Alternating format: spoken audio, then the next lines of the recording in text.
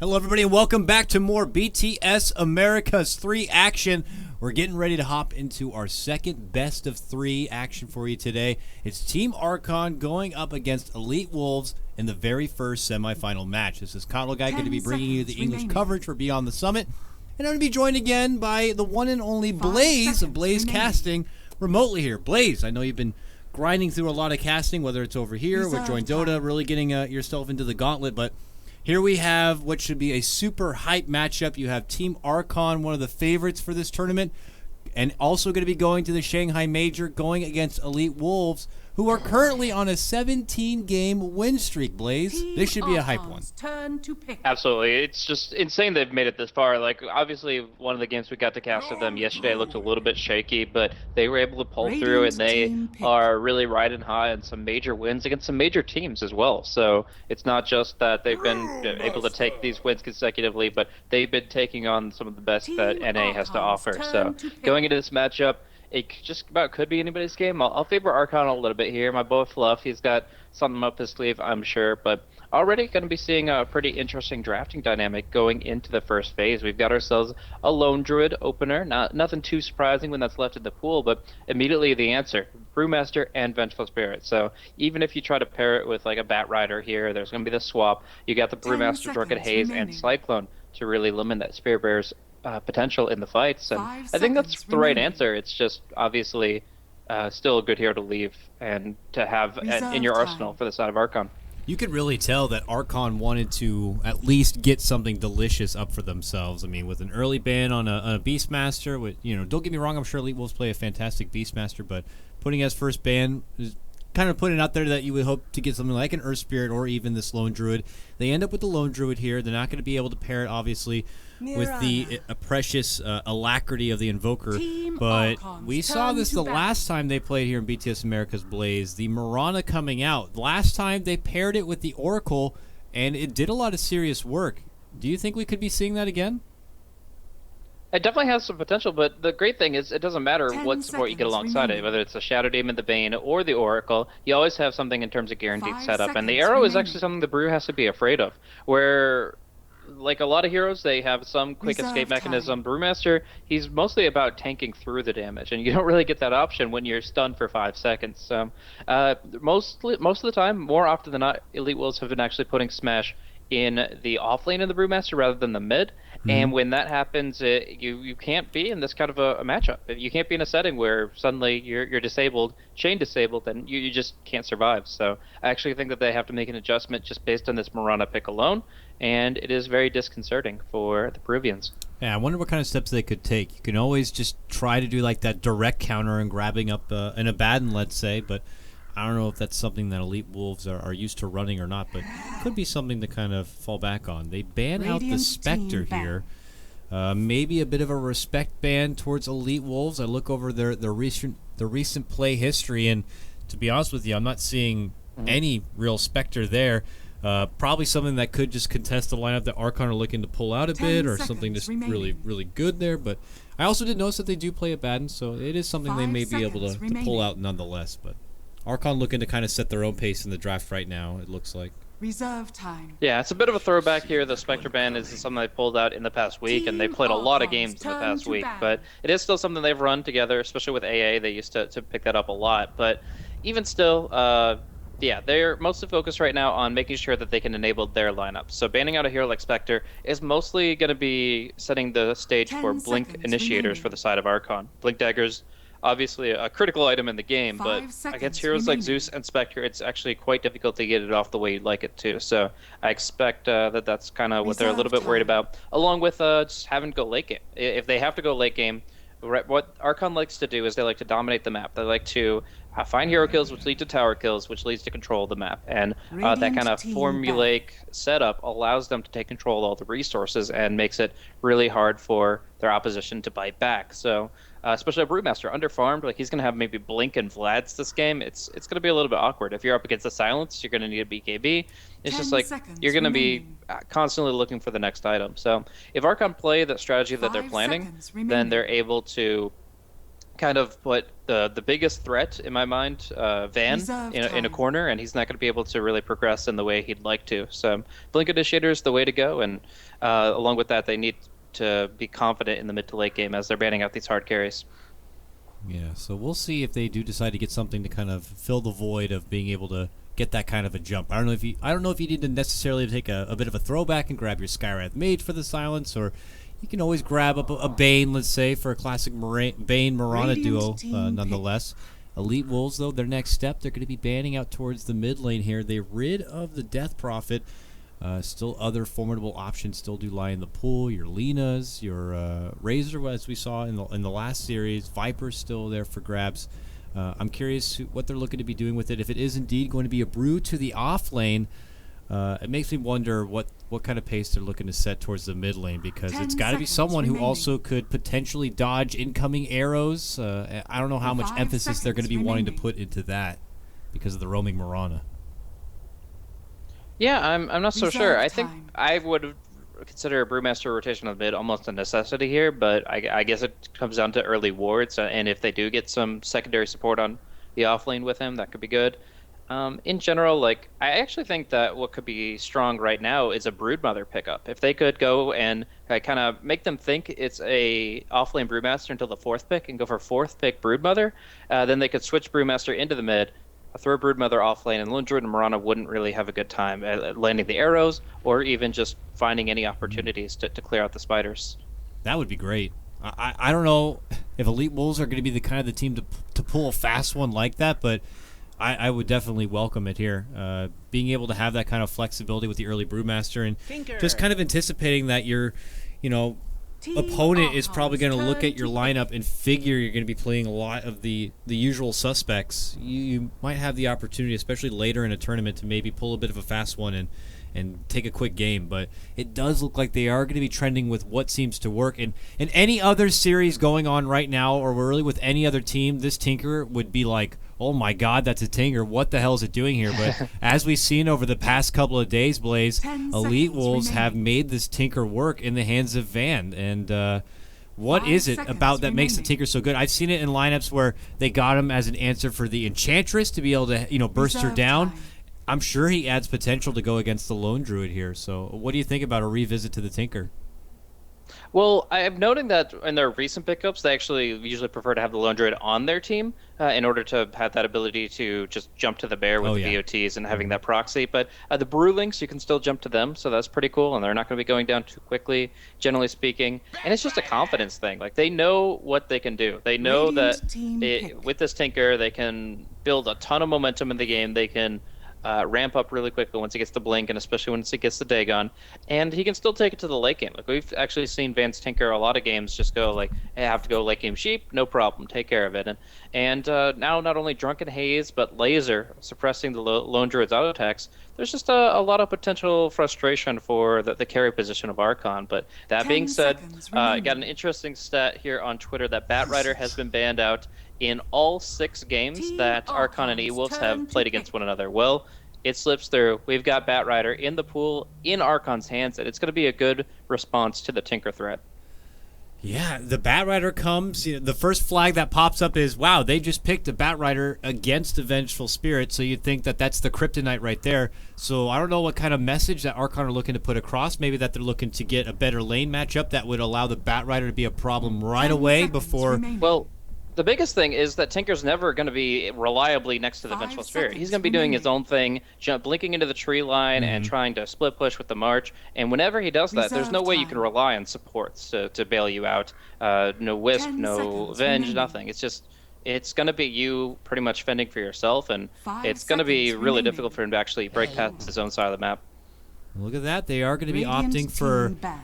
their next best option after, the Oracle that's going to be the Bane. So with that, you get your classic peanut butter and jelly combo, if you will, of the Bane and Mirana being able to have the early game, some setup. If they can really put this Tinker into a bit of a hole and force him to have a really late quota on those Boots of Travel, you might be able to kind of, nip the problem before it really becomes a serious threat. And then, they have the Visage now, which is nice. Did you already mention? I'm sorry if I felt like I was tuned out a bit, because after you brought up that stat about their games, I wanted to go look at it myself. But The mobility on top of the Visage with the Boots of Travel now. They don't have the luxury lone druid we're talking about, remaining. But a lot of other options are now opening up for this Tinker. So. Yeah, I didn't mention it, but that is very true. The familiars, just being able to bounce to them very frequently, that's way better than Brewlings, honestly. Like, that gives you so much potential coming over the tree line, and then suddenly you're just blasting away at some pretty squishy heroes. Bane is probably one of the higher strength intelligence supports, but Mirana's still very squishy early on. The Batrider can be. It depends on how quickly he's able to build up his BKB, which I'm sure will be his prioritized third item, but... So overall, it's actually going to be a lot of quick damage coming out. You see Magic Missile flies, Tinker drops both spells, and the Visage easily has a max soul assumption, which will finish off a target. So I really love the Visage pick. I think it brings a lot of value to this composition. But how do they round this out? What do they actually run on the safe lane? Something that's just low tempo that can kind of allow them to make sure they get out of the laning stage. What's still there? Jug is still there if they want to go with a little bit of a mid-game flare and have the heal, but he doesn't really offer a lot to the whole Tinker game and stuff like that. Other than that, I mean, they've played anything from the super slow-paced Medusa to the high tempo of an Ursa, but here, somewhere in the middle, I guess, Blaze, Phantom Assassin coming out. Haven't seen this lady in quite a while, unless it's just, being gorged through pubs by some of our favorite pro players. In actual competitive play, though, I have not seen much of it. What do you think the significance of it is here and now? It's a lot of hate on the bear, man. Like, this entire draft is against the lone druid, to be honest with you. Like, it's the grave chill to kite it, the mischance on now 2 different heroes to make it really difficult to actually stay on target. The lone druid is gonna have to have an MKB up pretty early on, but I actually got to fortunately cast a PA earlier today, so saw her having to deal with all this burst damage coming in from heroes like Zeus, and it's gonna be pretty interesting to see how she builds to kind of how prevent that. Like, early SNY was the build we saw earlier, but it could be really anything that EWO wants to bring to the table here. But one big thing, although there's so many great things about Elite Wolves draft and so many things that I really like, I am still terrified for the Brewmaster. I feel like Bane Mirana, if they're not finding kills on the Tinker, they're going to be absolutely destroying the Brew. Does he start Iron Talon and just ignore the offlane? I don't know. I was going to say the same thing. I'm like, is it Brew Talon incoming soon? I mean, maybe with his passive and stuff, it could be done. Not too bad. But it's a roaming Mirana and Bane after all. I mean, if they figure not in lane, they're going to know where the hell they are. They might even just be extra dirty and block out the camp altogether. I agree with you. This is going to be a tricky time here for the Brewmaster here. But if anyone is to pull it out, it's me, Pastor, here, Blaze. He's been playing a lot of Brew. We'll see if he's going to be able to find the play for himself. As we do get underway, it's game number 1 of our very first semifinal matchup for the BTS Americas 3. It's Elite Wolves going against Archon. Elite Wolves on a 17-game win streak right now, taking out the best that American Dota has to offer. And on the other side, your Shanghai qualified American representative, the Team Archon. Should be a good one here. Winner moves on into the grand final and gets a piece of that $10,000 prize pool. So should be a good time here. And it looks like we're not going to have any sort of early movement to kind of block out the camps a bit or add the extra potential for the offlane here. It just looks like instead they might be looking for a setup, possibly a level 1 fight on, who knows, on the back of a Mirana arrow, let's say. We'll have to see. 30 seconds to battle. Yeah, there's a lot of potential in the arrow this game in general, and Whitebeard is not one to disappoint. In both the games that he was playing yesterday, he actually got Arcane Boots up before 7 minutes on the hero. He opened the same way Boots and 2 Clarities, but within 7 minutes game time, he was able to pick up Arcanes and then just keep the ganks flowing. He had 2 really great games with of course, some great setup from Fluff, but you gotta hand it to this guy. He knows where to find the action. With starting off with 1 smoke as well from Fluff is very telling. Like, okay, if you're gonna give boots to 1 support, buy observers, buy sentries, and a smoke, it's saying, yep, we want to be completely mystery men off the map entirely, and really just try to put out some major pressure. Also, look at these lanes. Yeah, okay, let's give it a once over here. Smash is still up here, but he's having some company here. I don't know if this is going to be going full aggro, but potentially it is. Or an early smoke from the side of Elite Wolves. You're talking about Archon looking to stay off the map and hold so much here, but The Elite Wolves are looking to start off with maybe a quick first blood, but that leaves PA alone at the bottom.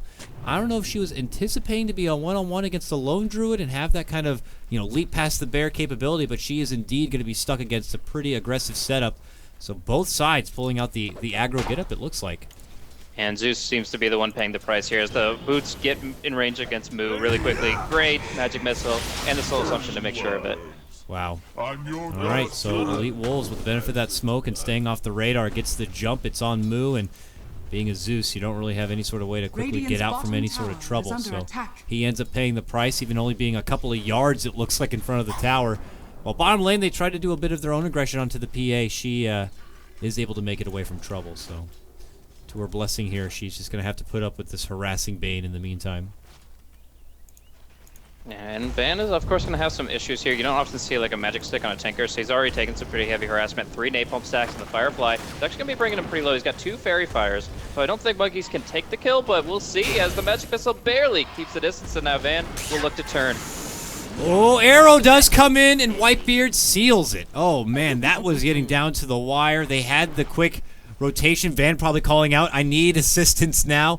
Luckily, getting in that stun was great, but, Van tried his damnedest. He salved up, he got the laser in, but Whitebeard with the rotation certainly seals the deal, and Archon will be able to respond and get themselves on the board with a takedown of the Tinker. It's so hard to turn against that sticky napalm, so even if you saw the arrow coming and had like 1 second to respond, you might still not get it off just because of that turn rate slow being so brutal. Now they've got the Nightmare set up here on Ewo. He's got nothing to jump to. If they just get the vision, okay, Ewo Nightmared up, and they're going to be able to get a great arrow off here. It might be another kill. Let's see here. Ewo needs to be desperate to make it down to those creeps with a jump, but he instead uses the sidestep here to make it to Jo. He's still good. Oh my goodness, he's made it back. Fluff desperate to get the pick here. Not level 2 yet, doesn't have the nuke damage. They need more. Not enough with the right clicks here. He still lives on. The value, poor man's shield. Gonna keep him well, and it will actually be Fluff instead who gets dropped. Yeah, and meanwhile up top, the Zeus gets dove under tower, will fall, and then shortly thereafter the Bane, who tried to wrap for a counter kill in response. It just doesn't work out for them at all. It's actually going to be now 3-2 in favor of E.Wolves. They're able to make so much happen up top. They do lose the Visage for it, but he's pretty happy with that trade. Man, oh man. So it will be a long trip back here, it looks like, for Ewo after eating all that bit of harassment before he makes his TP back to the bottom lane. Looked like an arrow was a swing and a miss there from Whitebeard, trying to get the catch onto Van. He has assistance now, though, in the form of Masoku, as Monkeys moves forward. He still has Fireflight, and he will use it now, but he goes right up into the arms of the M-God. And Mystico's going to help set that one up, and Tinker will get the kill. Just ambitious movement coming up from Monkeys, thinking that there was not going to be help nearby, but there certainly was. Yeah, so good pincer coming in from Mystico, and they punished that greedy play. But we'll see back down bottom, Ewo still getting involved against this Lone Druid. Now she's going to be the one taking the damage. There is no Orb of Venom, however, and I feel like that was actually one of the other things that was lacking in the previous gank. Are they going to hit this arrow? Oh my gosh, the setup range is immense, but they still manage it, and that's going to be finally the death of the Phantom Assassin. No blur, but this poor man's shield has been doing some substantial work, and I mean, the fact that she barely survived the last time was commendable in of itself, but this time they get it perfect. Well, they get Moo again, top lane. They're looking to make another go, but this time it's Nightfall, and he's able to get the step back, and they won't be able to come into range. It looks like this time he might have just been able to cheat death, but it definitely gets him a bit nervous and still creates that bit of space for Smash, where we were actually questioning what was he going to be able to get this game. He's top of the CS there, Blaze, 22-3. Next closest is going to be the Lone Druid and the Bat, but Smash is certainly finding his way on the brew, at least at the start. Monkeys might have just fed. He will pop the Fairy Fire in the bottle just to survive under tower. Mystico unable to get a missile out against him, but Monkeys went really deep just for Flame Break, just to annoy Van while he was trying to sip his bottle under tower. And it's going to have to actually go all the way back to base as a result of it. And now you look at this top ward. This is actually really telling, because the reason there wasn't that kill on the Zeus just then when he cheated death was because the vision of the Fog of War. It wasn't because of spell range. So now they have that ward. Now they're going to make sure that if they make that rotation again, they will catch Moo out. Mystico's waiting for it. They see Moo move forward, and the second he does, that's the time to jump. And already this ward might have just paid for itself. It looks like a rotation is going to be coming in, but it's going to be too late. Whitebeard will just take the lane in the meantime after getting some poke damage and just kind of suck up some of the lone XP. But Moo again going down means he will be at 1 and 3 now on the Zeus. It's getting closer to getting a hold of that T-Gods, but he still needs a bit more time. Yep. And meantime, Jay is doing really well down bottom. They actually get a good little side pull from Fluff and stuff. So they're really denying this PA her early progression. Despite Stifling Dagger being a great tool for farming under tower, the PA only just hit level 3. So it's still been difficult for her. And she is just now breaking her CS tally up to 5. So really rough laning phase for the PA. As much as the Brew is succeeding, I would say the fact that the TA is so far behind, it might be not worth. I mean, you consider the Iron Talon alternative. At least Brewmaster has that option. The PA, she's got to go for some big items quick. Yeah, and they're certainly not looking to let her feel comfortable at all. I mean, this means that we're not going to see as much of the roam-heavy Mirana and Bane. They've been kind of keeping it between the two lanes, but if this is going to be the payoff, then certainly well worth it here. Even Monkeys, who's been off the radar now, and E.Wolves are onto it, does make his appearance at the bottom lane. Fluff will set it up with a sleep. Looking for the arrow potentially, but it's not going to be there. Now the rotations are going to be coming in from Elite Wolves here. Fluff far from home, but they got Monkeys still here, and they're committing on in, trying to get a hold of Ewo, and they will do it. That burn damage certainly does a number. And Mystico even going to be caught up hogtied right now from Monkeys, and they lasso her on back. And, well, they're not going to be able to get there. They'll get her down. Double kill now for Monkeys. Van steps in. He gets his own double kill with the laser, and then the catches off with the rocket, finishing off Monkeys forever on that one. And it looks like they'll have to disengage. So it ends up turning into a 2v2. Radiant's bottom tower is under attack. PA does get dropped. The Lone Druid will live on is the difference. So PA is just getting hounded right now. 1,300 net worth. She's doing really bad, but I actually will change my sentiments in regards to this. I feel that the fact that the mid and the offline are getting so much out of it as a result is still that much better. Like Van, he went for a full March build. This is a tank with 1 in laser and 1 in the heat-seeking missiles, and yet he has found 3 kills this game. The fact that by 7 minutes he has 3 kills just is telling that he's going to have an amazing game. He's going to have the BOTs out extremely early, and as they go ahead and make another play down bottom, they find the Venge, but oh, this poor Phantom Assassin. Yeah, she's the next one now, and she doesn't possess something magical like a Savage Roar. And without being able to get her enemies away, they will just hound onto her, and she goes down. Double kill for Monkeys. It's doubles to each way, and it is looking like it's going to be a very difficult position for the PA if she's planning on being a late-game insurance policy for this team. You know, the weight is now going to be distributed on the shoulders of both Van and Smash here in the mid-game. Van being able to put together his Boots of Travel, which he has now, and then for Smash, who now has his Blink Dagger. It's on them now to make some big work happen so that they kind of just forget about the PA and the Evo can get to work, you know, being a presence later on. And this is why the PA pick doesn't make that much sense. Like, we were talking about alternatives like Juggernaut and other heroes that come online that can be a little bit independent while the heroes want to roam. And it's just, the PA isn't that. She's so squishy. She's been just hounded. She's actually the one to go for the Iron Talon, along with a poor man's shield. And she's just going to be playing from behind this entire game. I don't think that Elite Wolves are going to struggle in finding the space. I mean, look at that Blink Dagger usage already on Moo. But it's just, I feel that now they're essentially playing 4v5, that they, for the next 10 minutes, they just have to let Ewo do his own thing and to create opportunities and create space elsewhere. It's not as bad as they've punished the PA, but they at least have been able to kind of keep Moo in check pretty good. This Zeus is still not looking too scary. He's able to finally get the energy booster here for the early makings of his Arcanes, and then to the Aether Lens, I'd imagine. But he is not able to kind of be a huge presence yet. But at least he offers a lot globally, and then still has D-ward potential. He's a Swiss Army knife of the game, so he just adds so much where the PA can't. That's really the big thing. And yeah, again, it's just, at least they're able to get the first big kill with the debut of that Blink Dagger here, so they got to keep that up. And now on Van to be able to start getting those levels in. He's already got the rocket now up to 3. It's time to get some kills going. Yeah, he's got the BOT potential onto the Familiar, so I think they're looking for an opportunity on mid. The Batrider does not have Blink Dagger out on him yet, so there's a good chance they could just run in the familiars, BUT to them, and pressure them, but their pings are already coming out. They had a Dire Observer Ward scout that early movement prior to it happening. And honestly, just look at these wards. I mean, I know Fluff and Stuff has always been known for his warding, but this is just something else. Look at that, one deep between the tier 1 and tier 2 mid lane. One's established towards the mid lane.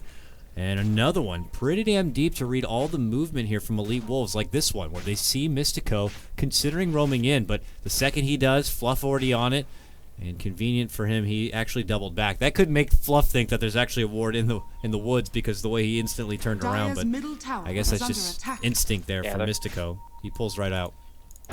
And we'll see. Right now, it's going to be Tinker just kind of farming up from a distance here. Batrider could just jump in, no problem at all. But the Blink Dagger keeps getting put on cooldown by the March. Right at the spawn position. Oh. The Batrider was trying to make his jump, and that's so unfortunate. Oh, God, the corner. And he's probably like, there wasn't even a machine there. It was just like, what? But the corner, it just nicks him. And because of that, he can't blink in. No setup for him, though.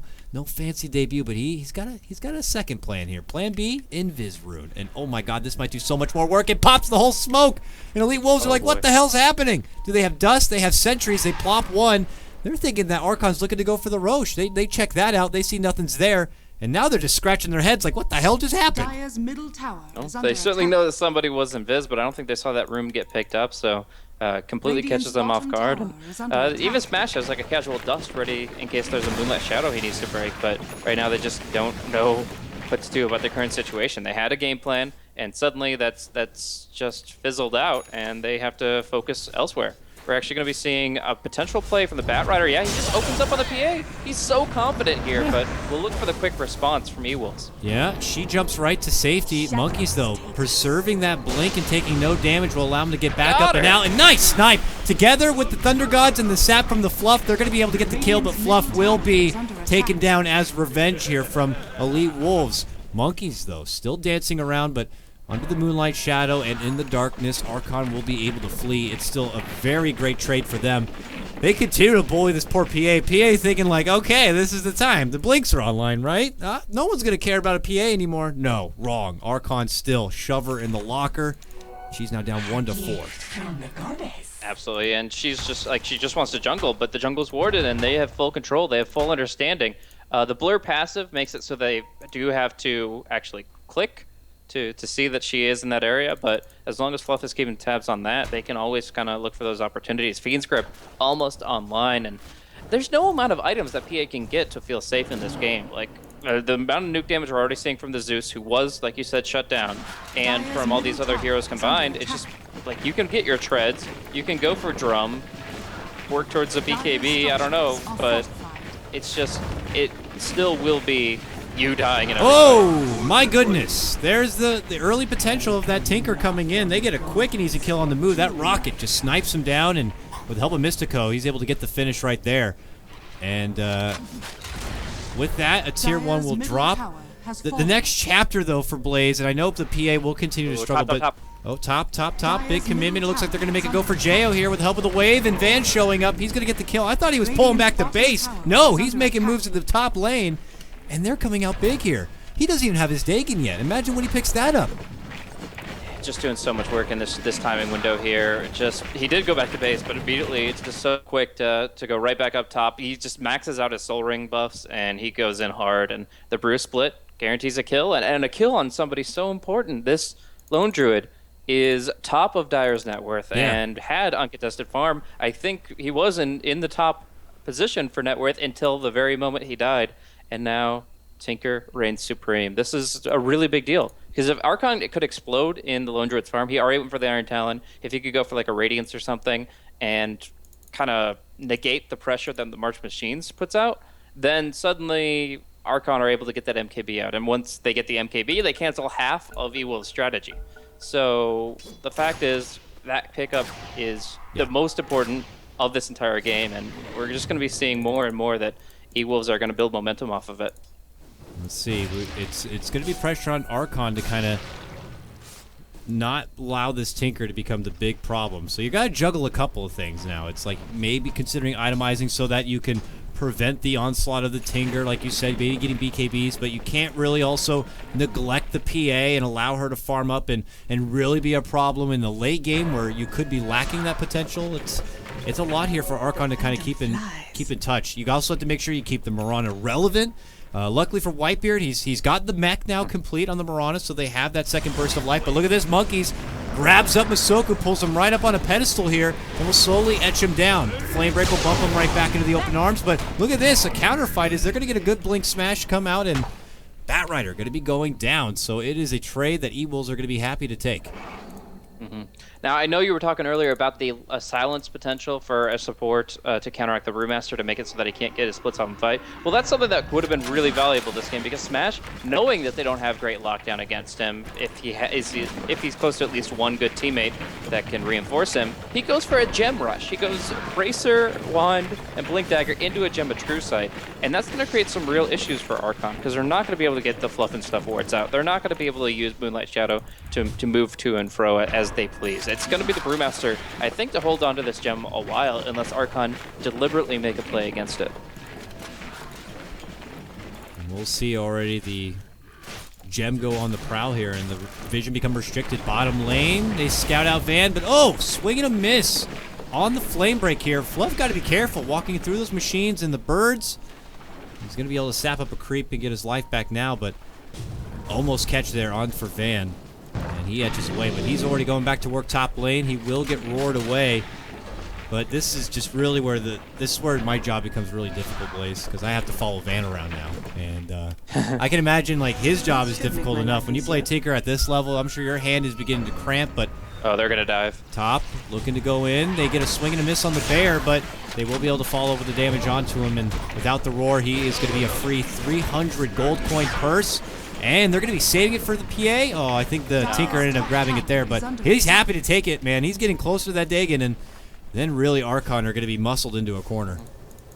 Yeah, I mean, the mechanism certainly helps. I'm glad that Whitebeard continues to go for this build because it brings so much utility. He loves to just be able to leap in, provide the heal, maybe do a blink out. It's a really good build-up, but end of the day, it's only going to negate one thing from Van, either a Dagon or a heat-seeking missile cast. It's not going to make or it's not going to guarantee to save somebody's life. You need a lot more. You need Glimmer Capes, I think. And to the benefit, I guess, still having a Zeus allows them to at least rid of the wards as a poor man's gem, but what does a Zeus do now in a game like this? When you're seeing that Elite Wolves are starting to farm up pretty hard, they don't have anything like a BKB yet, so they are suspect to be able to kind of eat a lot of that hefty burst damage, but is he going to be able to be in a position where he can catch up and make that kind of damage play? I feel like the Tinker's going to be so elusive, it could be tricky for the Zeus to really be a factor. He's mostly just his ultimate right now. Like when the fight breaks out and he wants to stay as far away as possible, keep his distance from even the soul assumption, and just be one to keep his spells rolling at about like 900 range as far back as possible. But yeah, he is definitely one that can be jumped on easily. Even the PA has the potential to kill him, and we know how shut down she really was. So that fact alone means that Mu has to just play around his ultimate, use it for vision as much as possible, and most importantly, just stay as far from the fight as possible while still being involved. I guess the nice thing he does have going for him is he's very good at canceling out the blinks, maybe getting off a properly timed ultimate, or just benefiting from, of course, his passive. He might be able to cancel the potential of Van either even taking that extra commitment to push in and get that kill finish, or trying to make it away from trouble. So maybe he'll be able to help out in that kind of sense. We'll have to see. This was a smoke movement from Archon all the way to this bottom lane, not being able to get the grab onto anyone, and it doesn't look like they've planted any sort of wards. Not that they would be able to last all too long with that gem still being online for Elite Wolves here. Elite Wolves have avoided that smoke movement, and they're taking business down to this mid lane, Blaze, and they're going to pressure this tier 2 a bit. Yeah, there is going to be like the Radiance counter pressure down bottom to an extent, but they need to actually make a direct confrontation happen. Tinker's TPing in. I think they want to grab him, but he's really quick on the shift Q, so he's always going to be able to keep his distance here, and that makes it tough. Archon, they have to move together to hold the tower and not just get picked up really quickly, but at the same time, they're not actually doing anything aggressive at this moment. And the nice thing is that if they're not going to get into a direct confrontation here, all they can do is make a security blanket of ridiculous amounts of marches of machines. And that way it makes it difficult for Archon to really commit into the fight. All of them are going to be eating just so much damage they really can't afford. With like the item commitment that Zeus has had to make, he's not even at like 1,000 life. The Mirana, 826. Like, they could barely hold their own inside the real, you know, heart of the fight with all those machines being out. So it's crucial for them to be in good positioning, and they can make some good, you know, action from the outside, you know, with the arrow, let's say. But once they go in, they better hope that they're going to be having plenty of meat on the bones here. They're making a go for the bear, it looks like. He gets the roar off, but the stuns come through from the bird, and as they commit for the rest of it, nice grab from Monkeys, snags up Van and just kidnaps him from the rest of the team, and they're going to get the quick and easy pick. Beautiful job enticing him with the use of that bear, and Monkeys being able to get the jump in. Yeah, they don't really have great bear slayers. They don't have great ways of locking it down. Stifling Dagger, Grave Chill, keep it in absurd position, but it still takes a hell of a long time for it to be finished off. So overall, using that as the critical bait, but with Tinker down, they're very confident going into this tier 1 tower, being able to demolish this thing. It looks like they want to fight. And a quick hustle as they make a go for jail, but Fluff steps in, gets off the sleep, but quickly he gets awakened, and it's going to be a bit of a nightmare as he does get dropped. Now Whitebeard making a move in ambitiously, gets off a nice Starstorm and gets the kill, but it looks like he will pay the price thereafter. Or will he?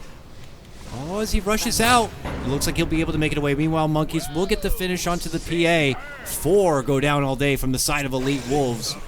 Smash still here. Without the primal sprint, he's looking to try to make something happen. Van is back from the dead now, so they're looking to go for round 2. Smash jumps in, gets off a nice smack, and well, now with the help of the Van, jump in, the laser, the little bit of martial machine damage. Can he get the finish? He certainly can. Jumps in, gets the rocket off, and we'll get a bit of cleanup here. Elite Wolves are able to make a bit of a counter back here. Whitebeard, what's he looking for? He's looking for an arrow. He really wants Smash, but I just don't see it. Yo, we almost got it. It's a level 1 arrow, so it's like you stun him, and then it's like, okay, well, it's style arrow. It's a style arrow. It's just like, hey, I want you to know that we got the last laugh. Boom. That's all. There you go. But yeah, still, I mean, they followed through. They did get the last hit on the tower for the Lone Druid, so the Dire still favored in all of that, even though Van does get one on the back end. But they did kill the Lone Druid the second time, so he's bearless, at least for the 15 seconds remaining on that cooldown. So Elite Wolves, I think they actually made a good, surprising, but effective play in the mid, trying to defend it, trying to get some kills the other way, killing off the Lone Druid and everything else. It did work out for them, but it's still the tower going away, and Elite Wolves are going to continue to rely on Van to kind of pressure the lanes back. I will note that Van did not go for the Dagon Rush build that we've seen many times before. He picks up the Bloodstone, and obviously that item has shown time and time again why it's so valuable and how you can just accumulate so many stacks and get not only the mana flow going, but that quick respawn, which can be really valuable at times. The fact is, it did get nerfed, and it kind of feels like a relic from the past, but it's still just as good in a lot of ways. I'm anxious to see if he's going to be able to kind of get those stacks built up and be that bit of a big problem, because I guess the big downside is if you grab it early and next thing you know, Archon get the jump on you, they take a huge fight, you die, you come back, if you die again, suddenly you got almost what feels like a worthless Bloodstone at that point, and the comeback potential could be pretty slim. So with that, we'll have to see. I'm also curious to see where Smash takes it from here. After making the commitment for the gem, it looks like he's actually handed it off now. What is he looking to get for himself? Is it the typical like utility buildup of a brew, getting something like an AC or a Vlad's or something, or do you play on the ulti a bit more because they don't have a way to stop it, and dare I say get an Ags? It's an interesting idea. Ags definitely brings value. The Drunken Haze, the ability to put it back up on the Lone Druid, or mostly just Lone Druid, I guess, would be the hero, and nobody else really cares about Drunken Haze. So, yeah, overall, I mean, that's definitely an option. I would say, like, Pipe of Insight could create a lot of opportunities for their team as well. Just grab that, pop it before you go in, and then Blink, Clap, Split, and you've got some really good potential. But we're going to see Batrider going on hard, and the Moonlight Shadow is not going to be enough to keep him alive. And they look to sweep in and finish off what Archon were trying to get started in the form of taking down this Roche. They begin the play, and really without a Batrider being out there, he's the scariest threat when you're trying to do a Roche. Now there is vision up on the high ground. They have the gem, but they haven't been able to take it down yet. Moo also could get up there and get it taken down fast, but they're kind of playing footsie with each other. The Bear going to be stepping in. The Roar's going to be committed now. And it looks like it will be enough space for them to step back. Is this going to be a full pull out from E.Wolves? Oh, Van man. gets caught, set up with an arrow and a Fiend's Grip on top. He could be going down fast. He gets dropped. Moo gets the last word in. And Archon could go right back into the grindstone if they want. They hold off against the E.Wolves there, and Van gets caught in a precarious situation. It just shows what can happen if you just have a momentary concentration lapse. Tinker is a hero that every second you're alive, you can be doing something. And as a result, you have to focus on just everything going on around you. He was trying to just, okay, well, this happened. We did a little bit of poke. We had some good vision. Had a good idea of what is going on. And now we can go ahead and just do a little bit of March stuff and then head back home. And catching him out, fluffing stuff, finding that opportunity. That's such a big kill. Finds him the Roshan. And now he's got a Blink Dagger as well. So more tools to cancel TPs, more ways to get in position to just break down what E.Wolves are looking to do by splitting the map. Roshan has fallen to the So with that, Roche is going to go down. Aegis is going to get picked up. Jo will be the ones to hold it there. And we get back to the grind here. Van, as soon as he comes back, goes right to top lane. You know, because he has that Bloodstone, he's able to get back into the farm, you know, that much faster, even if it is going to be handicapped a bit. But now down to 6 charges. That's what I'm saying. You don't want to get a Bloodstone and start losing charges right away. So Van needs to find his, find some kills. Got to get the stacks back up. Otherwise, it's like wasted potential there. And by the time you really need to have a low death timer, you're out of charges, and you might as well just not have the Bloodstone. So we'll see if he's going to be able to find any sort of opportunities. But as you already pointed out, it's not going to come that much easier. With Blinks coming online now, even for your little Banes, like, they could just try to read, or even if they want to go as far as planning up those, famous Tinker wards, they could just get an easy catch, and one pick could lead to another, and next thing you know, E.Wolves are not going to have anything to offer. Let's go back and touch base a bit with the PA. Struggling start. Van's been able to step in along with Smash to kind of divert the attention. What has she been able to get? Well, she's trying to go straight for a BKB, it looks like, Blaze. She's getting close to it, but it looks to be step number 1. Doesn't add a lot to the damage department, but at least she might be able to survive. Yeah, as much as I'd like to say that E.Wolves lineup can go late, I feel like their timing window is actually closing pretty quickly here. After the Aegis expires and it's kind of a level playing field, I feel like E.Wolves actually have to start forcing objectives with Van dancing around behind, because as the game goes longer, we're going to be seeing this Ether Lens be picked up by Bat Rider. All these Blink initiations enable just one random pickoff. One random pickoff signals a high ground push from Archon. If they get the Tinker and they don't think he can buy back, or they want to force that buyback, you'd better believe they're going high ground. And even now, when the Tinker's still alive, they seem confident because Van only has 1 layer of March up, now 2. They'll start putting down the bit of defense here. Able to jump to and from the fountain will certainly help. While top lane, they are able to get some side push action here, Blaze. With the help of the birds, this tier 3 chips away, and they lose about 6 of its life, but it's a little bit of softening up right now, and it kind of tells Archon, like, you better make sure you keep all your lanes in check, because now Van's coming in with a bit of a follow-up now, and soon enough he might be able to offer a lot more potential in keeping these side pushes in action, but we'll have to see. Archon still have some time with this Aegis to kind of work with.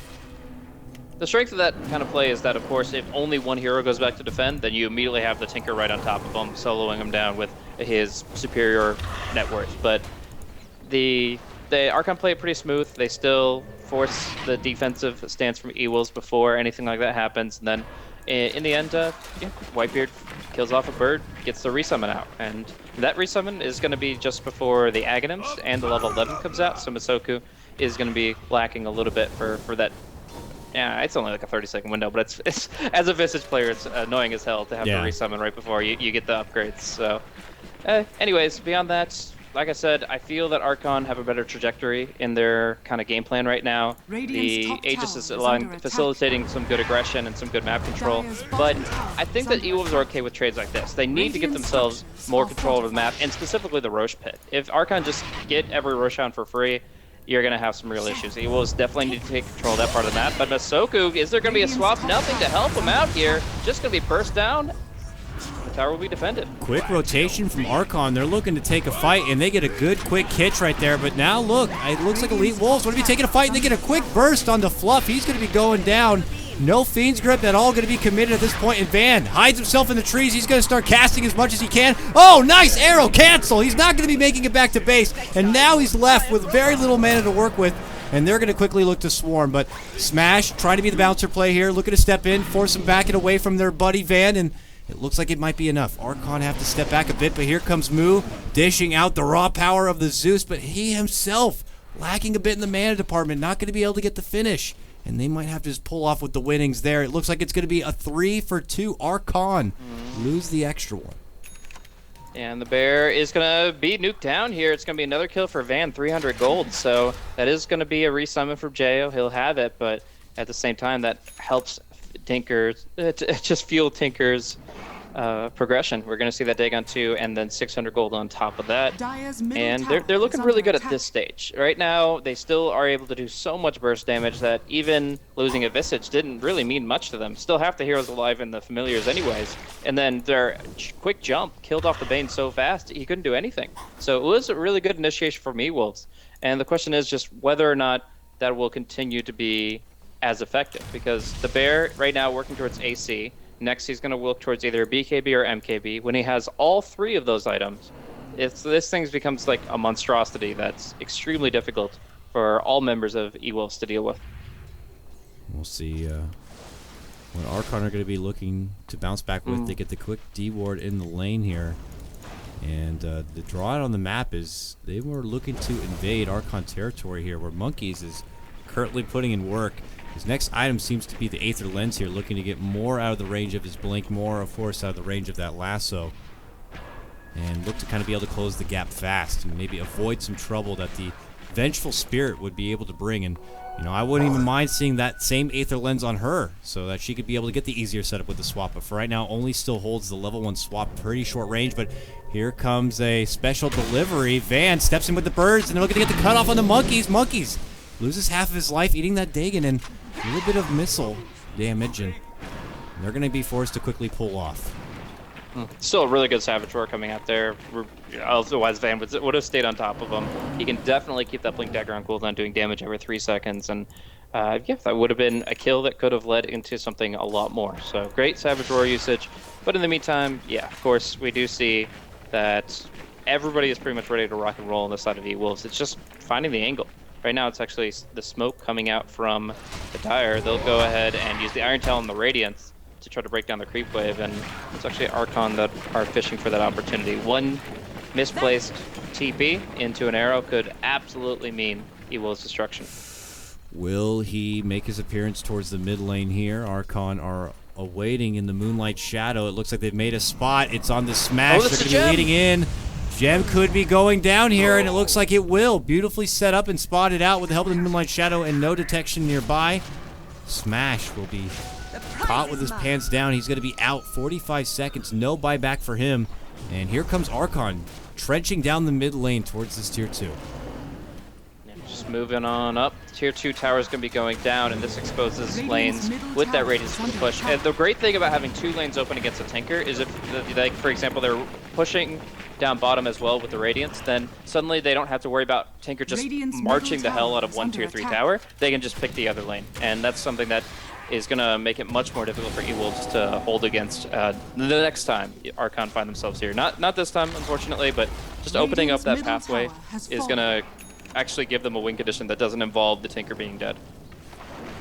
Like almost a missed opportunity to be able to catch the PA there under that arrow, but Monkeys was not quite close enough, and they're going to simply take their tier 2 and walk away here. I don't know if it's been brought up yet, but Jo has picked up a point booster here, Blaze. Is he going for the Ags? Am I missing something? He will be going for the Ags. The question is when. Does he just want the casual point booster to buff up his health a little bit, and then he can finish off the Aghanims later on and then work on his AC that he's already got the Hyperstone for? I think that's what I would do, but he could just straight up be going Axe, and if he does, then it's just so that he's no longer the target. The bear is the only thing they can focus. And now as they circle around the Roche pit here, we get our secondary timer, and it looks like it's just shy of a minute before that new Roche will be up, and you can bet that both teams, their mouths will be watering at the opportunity to be able to get in there and get the Aegis for themselves, but we'll have to see which team's going to be able to get the upper hand. Archon with the Bat Rider, and now with the Gem on their side here, they could make their sweep and quickly take the vision back and be able to make that kind of a move, but Van here in the bottom lane will be able to push the lane back, And Archon, who I thought were going to be able to make an advancement there, quickly pull out the potential of all of E.Wolves being around, which is kind of the case. So we're just going to be seeing them continue to move. They actually popped the Moonlight Shadow. There is no gem, only dust, not even sentries here. So if they just kind of find the opening, they'll be in a great spot. But at least for now, the Radiant seem to have caught wind of it. Maybe that Observer Ward clips somebody, and from there, they're just going to have to let their tier 1 fall bottom as well. No, the Glyph. It's a freebie anyway, so they'll definitely try to utilize it, but still the Familiars go in, and there will be no deny. Nice get for the burst damage from the Familiars. And here comes E.Wolves creeping on forward.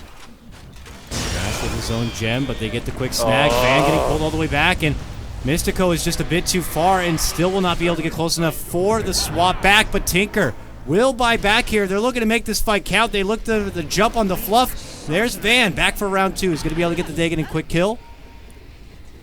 And now they're going to be turning it into a tier 2. I don't think that's worth it at all. They get the gem, but they lose everything else. They lose the buyback on the Tinker. They use the split up. They have no more follow through on the enemy base. In fact, Archon are almost ready to go back in. Like, Archon are still in a tandy position. We're going to see big burst damage come out as they pull the Batrider out of position. And even Zeus is in a little bit of trouble. They will get Vengeful Spirit as she gets rooted up here, but a good quick catch will take Monkeys out right away. And after Van steps back to base, he's going to be here once again. He goes right into an arrow, which will stun him up. Whitebeard will be able to get the quick kill, taking out Ewo, and Van once more. He moves in, and, well, he's going to be able to get the JO kill with the assistance of Visage right there. A good pick for him, and now can he make it away with his life? He is hustling out. He can't blink, and he gets zapped up from Fluff now with the help of that jump with the blink. Now, set up, sleep, into Fiend's Grip. Smash is in trouble, and the bear will begin to chomp him down with the help of that axe. He's just able to do all the work without even JO being involved whatsoever. Fluff gets him down, gets the sap and the gem. Double kill for him, and a huge response for Archon. I can't believe they went for that dive. I mean, the Batrider pick was just so quick and so stupendous that they must have felt like, oh, we have all the momentum behind us. Let's go, go, go. But without the bruise split, with the PA just going so hard on the Zeus, they ended up committing so far. I mean, look where the Visage died. You double click him. He's in the middle of the base. A Visage doesn't belong there. Like, he has 3 armor, or plus a little bit from the Tranquil Boots. Just no, it's not a place for a Visage. It's just insane how E.Wolves just got so overzealous when they found an opportunity. The buyback for Tinker alone wasn't worth it because you're a Bloodstone hero. When a Bloodstone hero has the buyback, it's like when your racks are in jeopardy, not when pretty much anything else is on the playing field. But he diebacks. He's down to 6 Bloodstone charges. Jo still does the heavy lifting thanks to his Aghanim Scepter, which definitely was the right call. He got focused so hard, and it didn't mean anything because his bear stayed alive. And definitely. Now, of course, Roshan.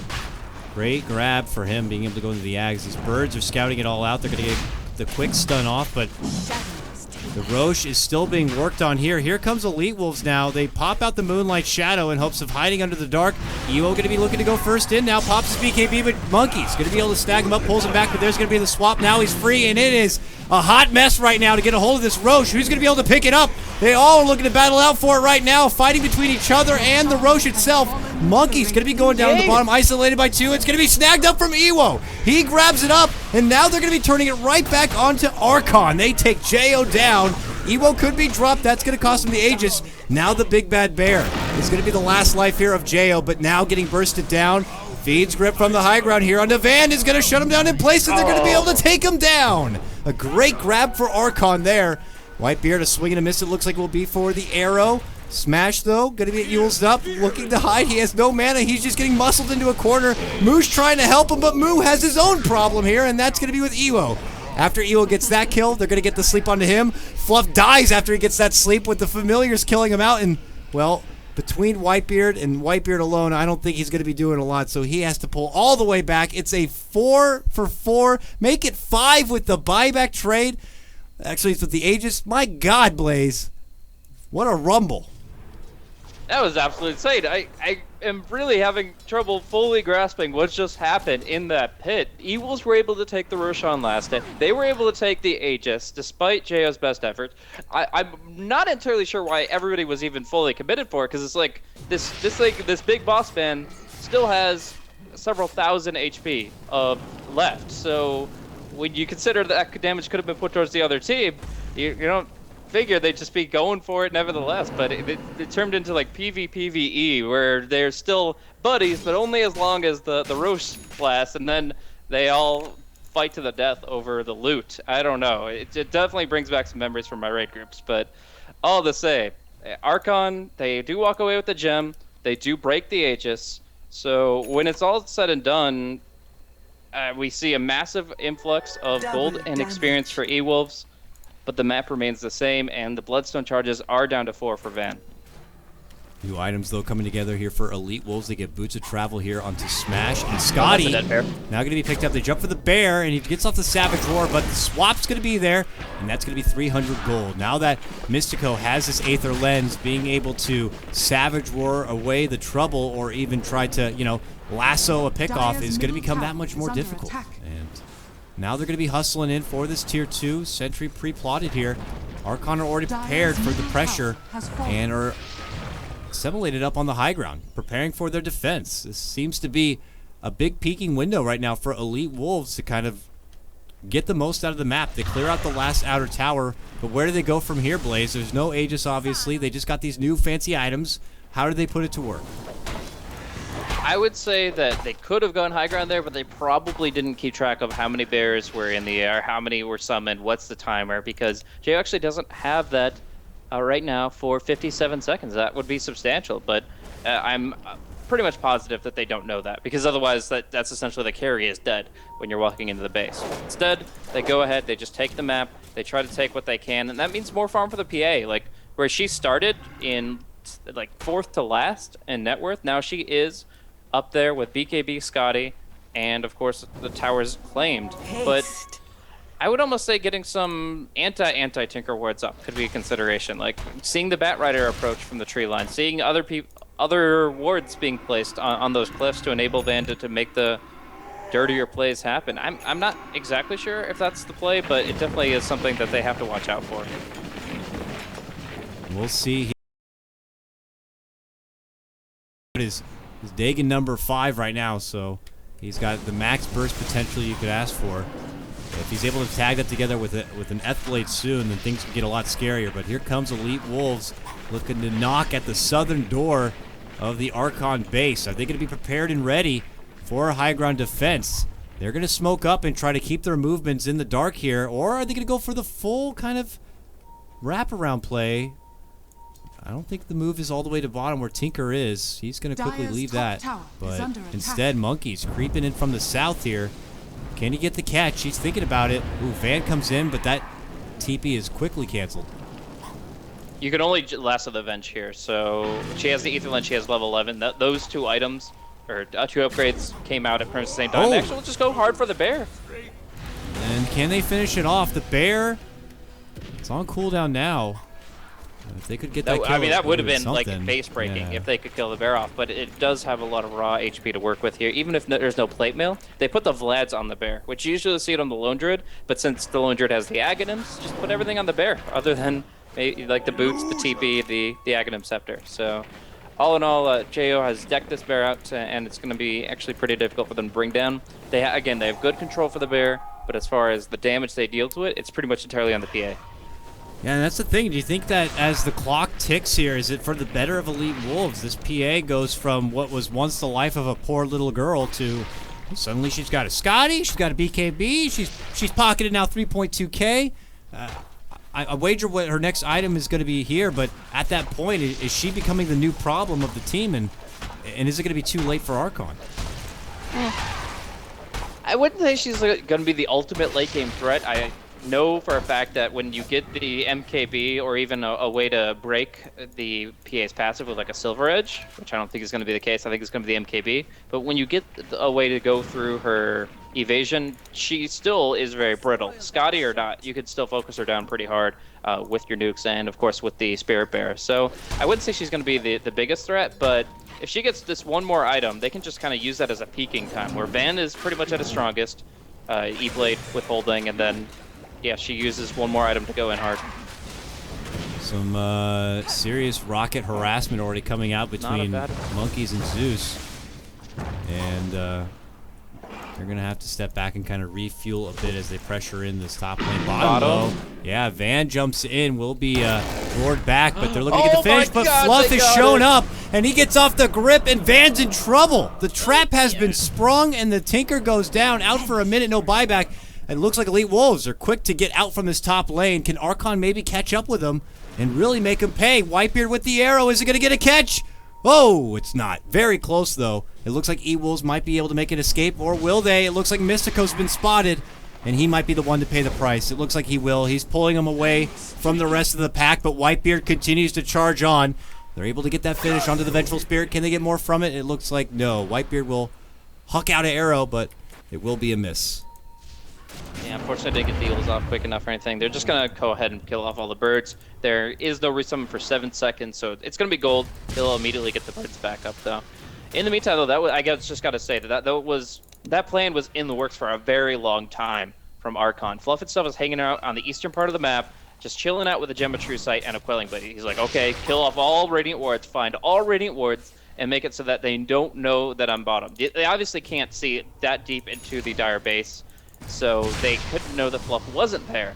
And so all they do is just do what you would expect. They go for the Radiant Spare split push, just over time. If it's doing work, and Van is like, oh, okay, I have to bring the creeps back.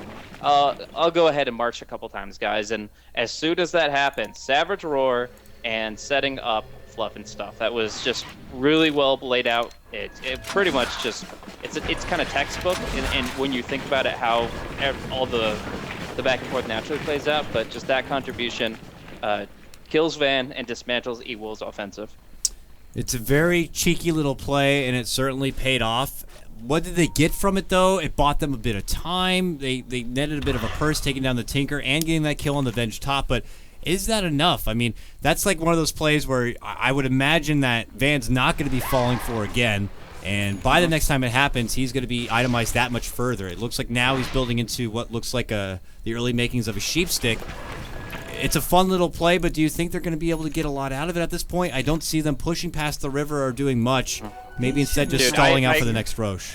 But look at all these items, dude. They've got a BKB on the Bane, so Venge could only swap either the Batrider Lasso or the Bane Feed Script. One way or another, they get a lockdown. And then the Batrider just picked up an Aghanim Scepter with his Aetherlids, so he has the chance of double lassoing and pulling two heroes together. I mean, they can't group up, they can't spread out.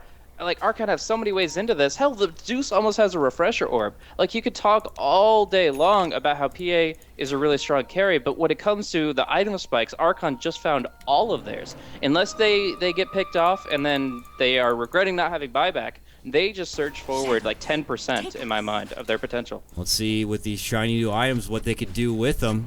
As you're certainly right, it's a big case for Archon to be the better team. Can they find the fight they're looking for here? They're making a big flank play from behind. Under the Moonlight Shadow, it looks like they're not detected, but now they're going to get spotted. They make their move for jail right away, but there's the double lasso pullback. Van going to be TPing on top, steps in, gets the quick dag, and they're looking to get the quick takedown, and they will get jail. But that's just him, not his bear. Now BK beat up, looking to charge in, making his move for Van. And at that point, it looks like E.Wolves are going to be stepping back a bit. Not able to get the catch here. Monkey's dancing up and about, but he makes his hasty retreat. Archon get the hell out of there, and E.Wolves are stuck going back down this mid lane. They only lose the Venge, and Archon will only lose Jo. But thinking that would be a lot cleaner. Obviously, the lasso double swap, breaking both. I feel like the Venge has to be in the lasso. Like, you don't care if the other hero is if he's a support, if he's a core, just locking down two heroes is great. But if the Venge could break both lassos, then I don't see the point of the Aghanim Scepter. It's got to be, like, I don't know, get the Linked Sphere, or it's kind of awkward. But here comes trouble. They spotted this out with the arrow, and someone has a certain double lasso, and he's going to hog time up to the high ground here. He gets both Ewo and Smash up, and just as fast as they go up, they quickly go down. And it looks like it's going to be a double takedown there for Archon. And at this point, they have cleared out the pit from E.Wolves. Van trying to make it away, will make it out the last second, but not so lucky. Monkeys Forever will get bursted apart from the Visage, but as they look to get the hold of the birds, which it looks like they will grab, it's Archon who get the last laugh here. Big swing for them. And they can, well, be happy to kind of just quickly annihilate the Aegis out of the picture. Yeah, you just straight up can't do Roshan without your Vengeful Spirit against an Aghadam's Batrider. He will punish that immediately. He literally disabled half their team with his ultimate and pulling them out of position for 4 seconds. There's just no comparison. That was a really sloppy move from E.Wolves. I thought they would just pressure the high ground. At that point in time, it seemed like it would be at least the tier 3, maybe get range racks and back off. Instead, they go for the Rosh, and suddenly everything comes together again for Archon. That's much closer to what I expected to happen in the previous fight. But that being said, the Bear, I honestly think that Archon could could afford to tone it down a little bit just so the resummon comes back up. 1 minute timer, and they'll have 2 Bears instead of just the 1. Let's see if they get the time to wait and make a go towards the side of Elite Wolves here. But Elite Wolves are all back up in action now. And it looks like they might be pulling out a bit of a smoke here. Mystico is pocketing one right now.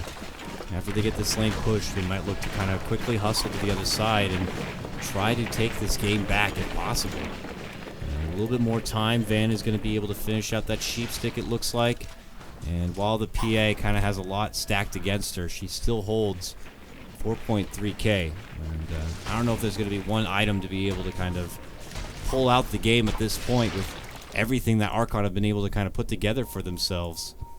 It's going to be a real tough challenge for her, and we'll have to see. I still think you want Abyssal in this position. Like, the BKB on the Bear is the biggest thing that you have to worry about, and then obviously the Bane, the fact that he has BKB grip. If he's not using it on the PA, you want an answer to that. So Abyssal is an answer to a lot of questions, but we're going to see another smoke play come out. I think they're trying to bait Van here, but it is just going to be him kind of following through when the split comes out. The birds are all dead. They'll be resummoned at 13, and oh, wow, a quick jump out. They did get the quick bait jump from Monkeys, but he quickly 180'd the hell out of there. But Van is looking to pursue. The Whitebeard sets up the E.Wolves into the arrow, and that's going to keep him back in at bay. But can they still make it back into the base? They're going to certainly try, and it looks like they will be able to make it out. That bait play almost did work, but they were not quite able to get the catch.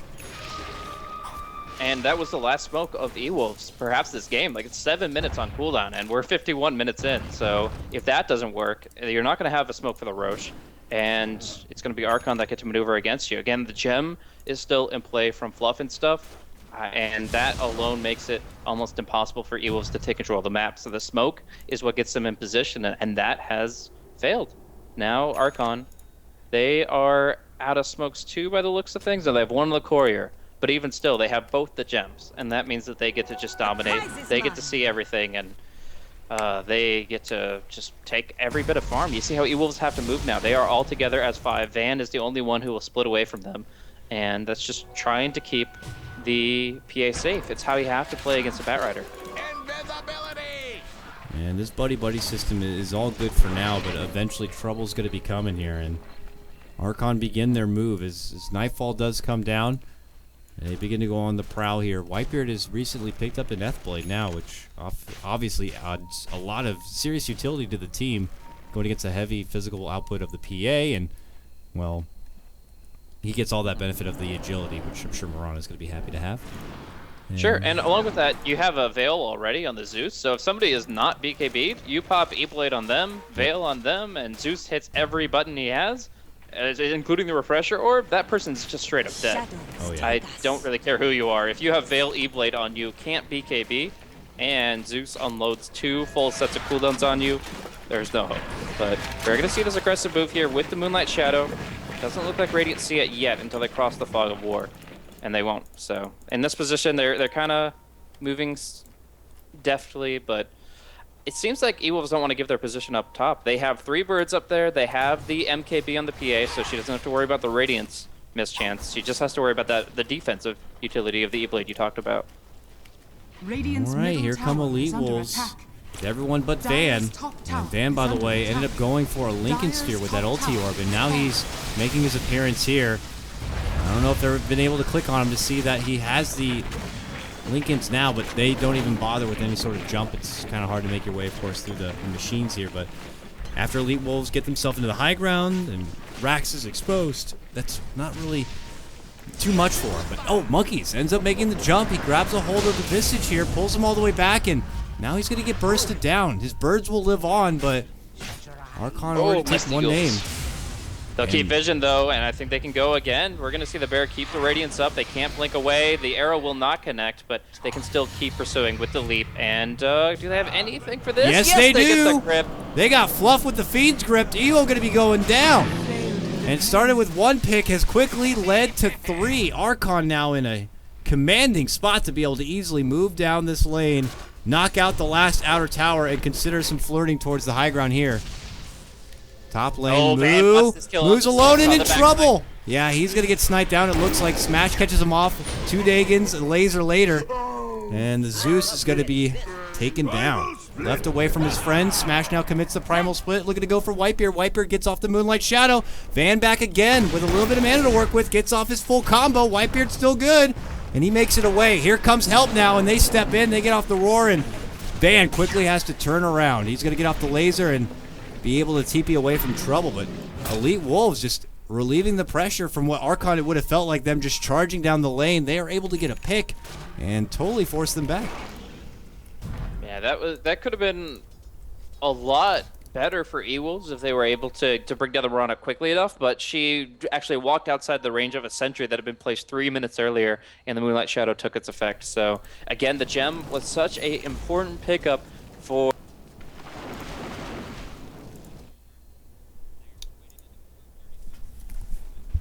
I would say he's going to buy out for it. Like, he's going to make sure that he has that gem because that's been such a thorn in their side. The support Mirana has brought so much to this game. First, we get to talk about the arrows. Now, we got to see the mechs and the E-Blades, but the Moonlight Shadow has prevailed through it all. Early, mid, and late game as just a hugely consequential item. And it's actually going to be the little... Okay. That could have been a little dicey. But, yeah, the Lotus Orb that gets picked up by the Brewmaster. So... just trying to maybe prevent the Fiend's Grip coming out. Obviously, if you Fiend's Grip an Echo target, then you will be gripped yourself, which in turn cancels it. Yep. Or, you know, get the Batrider lasso himself. It's always fun. God. Maybe he'll bounce off behind him and get another Archon member because it's an Ag's lasso? Only if it's on, like, the Visage. The Visage has an Aghanims, and it's based on who casts it back. Oh. So this should make my life easier. It would be really hilarious to see him cast it on Visage and see 4 heroes all lasso together, though. That would be something else. A first for Dota. That would be such a treat. Yeah, probably. But in the meantime, just to echo from what you're saying, I would not be surprised if this Mirana becomes... you know, a part of the Archon hero Rolodex, especially moving forward into Shanghai. Whitebeard has definitely made it work, and regardless, you know, before when it was paired with the Oracle and that dominating dual offlane setup, and now being able to kind of bring it back a bit for the classic Bane Mirana duo into the early game, and now just kind of showing off the utility in the late game. It's been really a sight to see, but we'll have to see now if Elite Wolves can pull out some tricks of their own and try to get this game back in their favor here. Being able to just put it back on the PA alone is clearly not the right answer. She has been able to obviously get her MKB, not much since then though. And at this point in the game, you really need to make sure you have everything in order, whether it be buybacks and all that. But Van has also been able to put together a Sheepstick. What felt like shortly after he got the grab on his Lincolns, he already has the Sheepstick together. Yeah, I mean, the Zeus pick was obviously helpful in that capacity, but it still is E.Wolves that I think are trailing a bit here. They could do so much with the perma-hacks, but as long as the Zeus is able to get his full component of spells off, like Moo, who started off really slowly, has now reached his prime, and he can do more damage than anybody else in the game when it comes to the team fights. Like, when he unloads just everything he can, it's still magic damage that's reigning supreme. Yeah, you've got the BKB on the PA, but I don't know. That's it. Otherwise, everybody just gets nuked down so heavily. You might be able to kill the Venge even before you have to use the lasso in the fight. All right, we'll have to see what. And I gotta go back and say, I know the mischance on the radius is frustrating, but I think the MKB is not as good as Abyssal here. Yeah, but she's committed for it right now. It's a Yules apart between Whitebeard here, and even Moo eating a bit of his own medicine from the thunder damage, but E.Wolves step in, they quickly step out, but hey, they got a great catch onto Monkeys, though. Set up from the swap from Mystico. Now no lasso to worry about unless he does buy back, which it looks like he'll have to. No swap.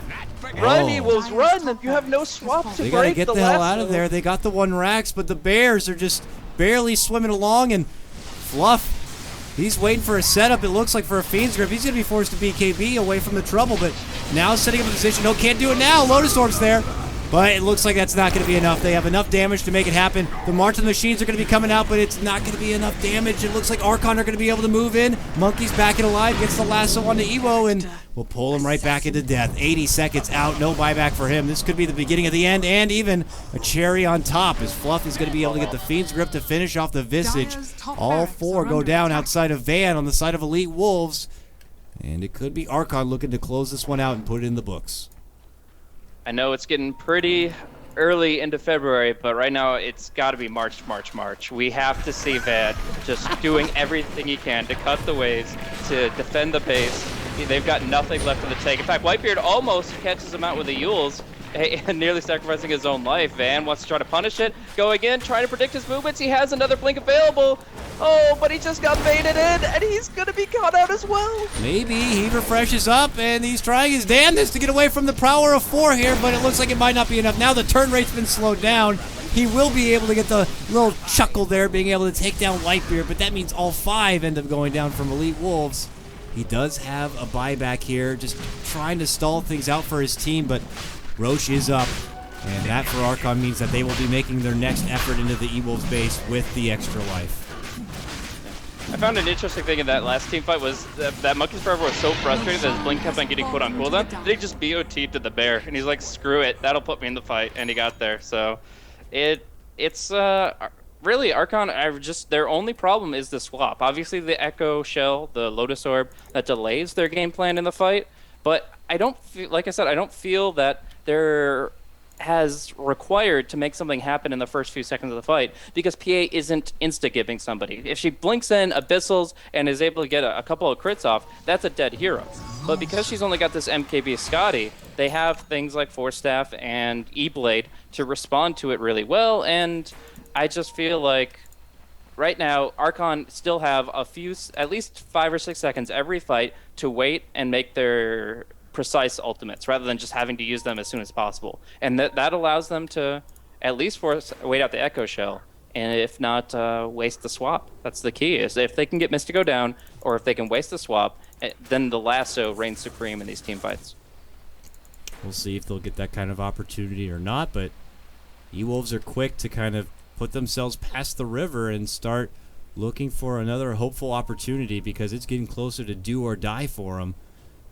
Otherwise, it will lead to a moment where they will not have any sort of buyback and will quickly lose their base. They're creeping in here, and they're going for the bear. It looks like they'll get its life down. Jo does have it up, and they're already making their move under the Moonlight Shadow here for E-Wolves, but E-Wolves might be already out the back door. Whitebeard with the shot, and it will not get a catch here, so looks like it could be a missed opportunity from both sides. So, passivity for now. Jo's kind of looking for a good place to put the bear. You'll note he does have the cheese on the bear, and it just means it's going to be doing so much damage. Doesn't even seem to be worried about the PA, otherwise he would have an MKB. But Whitebeard, oh no! He gets caught out. Before it's begun.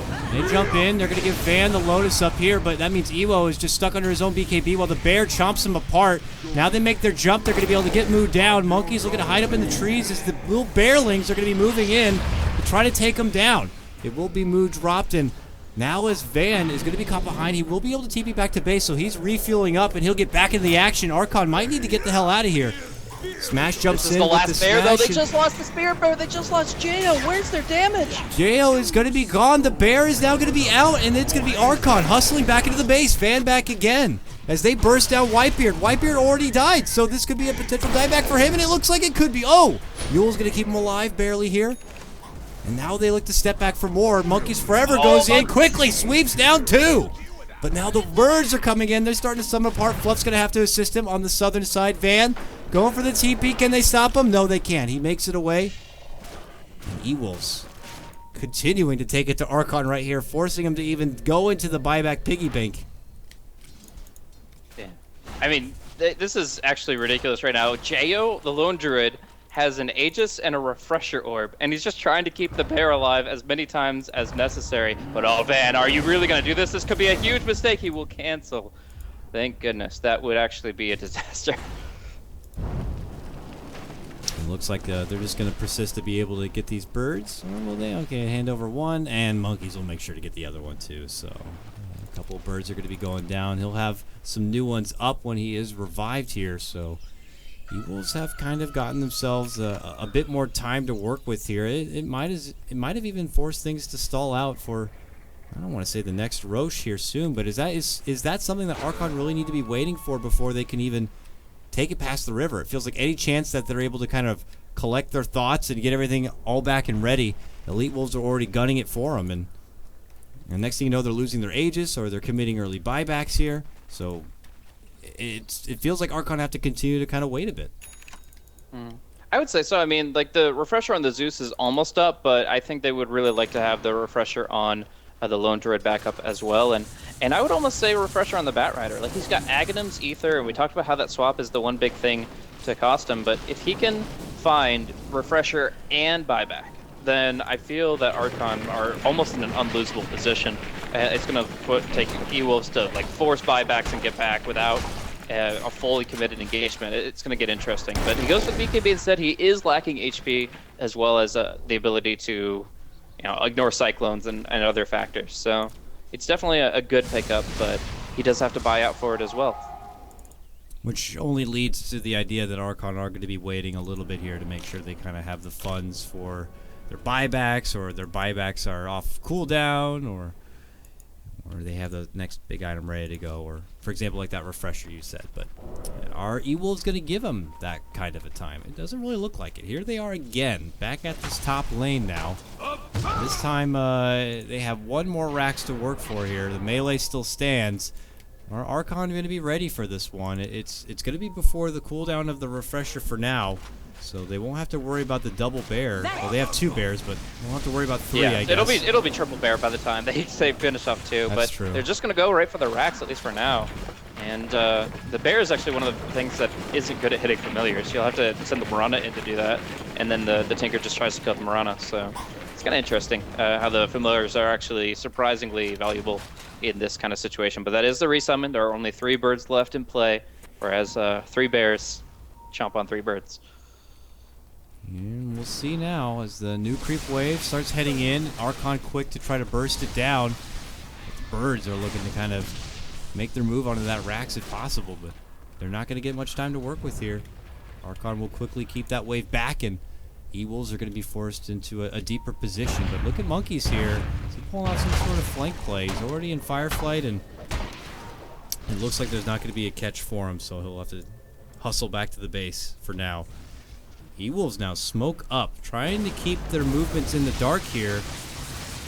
Let's see if Archon kind of gets stuck in a bad position or continue to play it a bit more passive. It looks like it will be the latter. They'll go ahead and take out the bird. I think they wanted to give Van a jump to the back line, but they're actually going to go on the front, down mid. They get a swap back. Viper quick to leap away, but he's still caught under the hefty magical burst of Van, so he quickly goes down. He's going to be out. No buyback for him, but they got the lasso on for Van, and with the BKB, they don't have the swap either to be able to save him, but that's going to be a buyback for Van. They TP in, and we'll have to see Archon step right back into the high ground now. Oh man, Van, like, he has to commit with those kinds of buyback plays. Like, just running in this position, it just delays their game so much if he buys back. Now suddenly there's absolutely nothing that E.Wolves can do offensively for another 6.5 minutes. So if he doesn't make something of that buyback, they lose Roche. And Archon know that they suddenly just got a huge surge forward. The Lone Druid still has all 3 bears. The Tinker only has to be brought down once. And they found their answer. Just nuke down this Venge before you have to use the lasso, and you're in. No need for a refresher when you can just kill the hero who breaks it. All right, we'll have to see now. Archon are actually beginning to adventure out a bit. Everyone will be back in action here, but being able to work around that buyback of Tinker would be a big plus for him. They get another lasso grab, and he could be quickly out of the game altogether. And with that, they could at least just kind of get some vision down. It's going to be Roche time again soon. It's a longer timer for them, though. What looks like over 2 minutes before it will actually be back. They will eventually have to get out there and just at least get the vision. So It's just back to the grind as we go. And next thing you know, boys, we're actually getting close to the 70-minute mark. This is still just game number 1 of our first semifinal match here between E.Wolves and Archon. We're now entering the fatigue round. We'll see how well they can last if this does end up going to a game 3. But for right now, I'm sure there's a lot of thoughts going through the team's head right now. Fluff probably making a lot of cool ideas happen, or they're just trying to see how feasible they are. Obviously, they've already found like the opportunity to pick off Van in different parts of the map. The main strategy is just make sure bottom lane is always pressed. Always have the bear pushing that whenever it's safe to do so, and then secondary would be mid lane, and just kind of keep that pressure rolling so that E.Wolves have to keep on going top, which is still a really tough position for them to break. And as far as the fights go, it comes down to just getting all the Zeus spells off, because the Zeus soloed the Venge, essentially. He was barely in range of her, but Mu was effectively able to be the one to bring her down without any hope of survival, and that made it so that the Batrider finds his core hero kill. So by killing the Venge, they, in the same breath, are able to kill off either Ewo or Van. And that's just what it comes down to. The Vengeful Spirit's life is the top priority, and Archon are trying to exploit that. Again, pushing bottom. Tinker's actually Manta pushing mid and keeping that in his stash for the most part. And then, yeah, they're going to try to go for one last hurrah top. This time without Van's Tinker is at even greater risk. Here they come again, this time hoping to finish off that second Rax right now with the birds going in. They're going to be able to get it down to about a half of its life here. Still have Archon down in this bottom lane. They're hoping to get a baited catch here on the Tinker, but they're going to be waiting quite a bit, as Van is already doing work towards the mid lane. His bottom TP is going to be way back at the tower right now. So bottom are they going to actually get him? The Blink Beam Script could come out. They need to pop the Lickets first. They get it! Nicely done. They're going to be punishing Van. He still has no buyback, and he could be down for the count, but the swap save from Mystico is not going to be enough. Oh, he's going to lose his life as well. Doesn't get the split. Top lane. Oh, they lasso smash. They break the opportunity for him to ulti out. They kill him off as well, and now they can all just jump bottom. They've got the BOTs. They've got the invade strategy. They have found the opening. This is why E.Wolves couldn't take an offensive move while buyback was still on cooldown. No matter how many items your Tinker has in his stash, if he's 12 slotted, it doesn't matter because he's dead as a doornail, and they are gradually pushing in here. Now get the sleep. Where's the BOTs? Not yet. They don't see the opportunity. Of course, the lasso being on cooldown, but man, is it frustrating. Oh my god, right they're just dancing around Ewo right now, and they'll be able to get that kill. Beautifully done right there. He will have a buyback, but Smash will commit his first. Glyph gonna be out. Archon getting ready to approach the finish line here for game number 1. A long, hard fight as we press past the 70 minutes now. A deep commitment from Whitebeard to keep him away from the Rax. They step in. He's going to use the outplay on himself. Nice quick sleep from Fluff, but it gets the... Oh, we'll swap back here. E.Wolves trying their damnedest with these tactics to keep him inside the base, but it's not going to be enough. Oh, they're forcing down Jo, though. TA is on the Lone Druid, and that will be the last bear to be summoned here. Bear's still alive, though. He'll turn around, give him the Mjolnir. Fluff forces BKB. Ewo makes his jump for him. He's got to run back. The big crit damage is there, and they will get the kill on the Bane. Now as they step back, they're going to be able to get it square even almost, but they did lose the Rax here. Van's going to be back in just a moment. They'll still hold on. They'll still keep fighting. Archon do the first base work, though. First real significant base damage, taking down both set of Rax. It all comes down to the buybacks now. We see 6 minutes on PAs, over almost 6 minutes on smashes, and yeah, the Tinker will have his back up in 2 minutes, but he's going to have to like be the one to solo defend and to carry his whole thing. I don't think they could afford to let Fluff pull the same trick again. The exact play that he pulled bottom, this time without a bear to set it up, but still just as effective as they jump in, as they get the Yules pop, as they kill the Tinker. That is exactly what they needed, and maybe you can still go for that positioning as the Tinker, but you have to communicate with your bench and say, bench, the second you see anything fishy going on, pop that TP, get bottom, because I'm gonna need to live. And that the swap came out, just still died to the Zeus damage. The E.Wolves are making a move for the Roche right now. Archon know this is happening. They had the ward up. They saw the D ward here, but looks like they will have to hand this one over. He's was in the neighborhood, but him alone is not nearly going to be enough. They had to wait out for Jo to come back. They also have Fluff still out for about 30 seconds here. And now E.Wolves are making the move back towards the top lane. I think they need to give the cheese to Smash. Like, if he dies again, then it's not going to be game. He's not that critical to their strategy, but he's still a very big part of it. While the Visage has his buyback and has ways of surviving just with the raw tank he's built up, the Brewmaster cheese could change things. We'll see how hard he's focused here. They're under Moonlight Shadow right now. Birds begin to go to work on the racks. Archon waiting for their opportunity. They have Fiend's Grip ready to go. They're about to have at least one extra bear with the help of the refresher right now. And the first bear is getting poked at quite a bit. Van starts spamming out the rockets from the low ground right now. Tangle. Smashes in. He's going to get swapped back. They have to use the swap for a save, and quickly the Vengeful Spirit will be going down. So Monkeys now has the freedom to lasso up if necessary. Is he going to be able to find the target to make their commitment for the bear? Evo's going to be very low. Does have the Aegis to fall back on. They get the grab back, but he's not going to be able to pull him on out.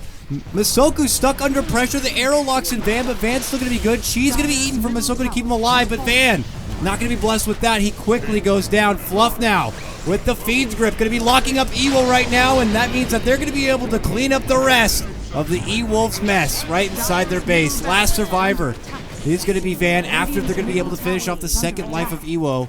Van gets the hell out of there. A huge fight for Archon. Cost them 2 buybacks, and now they're going to go right back on the offensive, knowing that E.Wolves are going to be missing so much. Smash is completely down. No buyback for him for damn near a minute and a half. Van doing his best to just clean out the mess inside their base.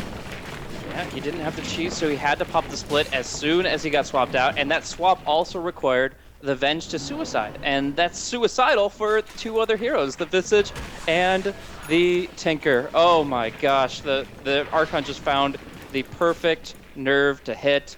They were able to strike at the weakest iron, and the entire piece of armor crumbles. It's just incredible how they were just pinpointing, like, okay, you bought back on your brew, you don't want to give him Aegis or cheese, well, we'll just obliterate him, and that's what happened. E.Wolves now, without any buyback. It's live or die by the sword here. Here comes Archon now under a new Moonlight Shadow here, looking to make a big surprise attack here with the help of a ward now on the high ground. Arrow will fly, it will be a miss, but Monkeys makes his move here, and it's going to be on Mystico, so now there's going to be no Venge, no swap, no save. Archon strike quick inside the base here, and are now going to be looking to kind of close out game number 1. It's their 3rd attempt, it feels like, here for both sides. They've been coming so close. But Archon, it looks like now they're in the best position they've been in this game, and it might be more than enough. They're even going to Lotus up the bear here to reflect back what they can onto Van, but they're not able to even get in and get the tier 3 going. Out of my way. Jay is a little uncomfortable here. He's got no bears left. This is his last summon for 50 seconds. And he just doesn't want to risk it. If somehow the PA respawns and gets a lucky double critical or something, they work so hard to get to this position in the game. They don't want it to go down to some shitty RNG or anything else that could break that bear and just ruin everything. So they will back off for now. They're, again, still, in my mind, in a superior late game position because they know that they can just kill the Venge. Venge does not have a BKB, does not have a hope of getting a BKB. So they know they can just kill the Venge. From there, they know they can find their last targets. They have the better tactic in each fight. And while PA did just finally pick up a Satanic, she's not actually getting hits in a lot of these fights. And that's where the Satanic is obviously the item that you have to have. So, I don't know. At this point, I think Archon have so much going for them. I mean, hell, the Zeus has a Dagon 5 he's just bought out for, along with his Octarine Aether Refresher. Like, that alone will heal him up 1,000 damage and do that much more to somebody else.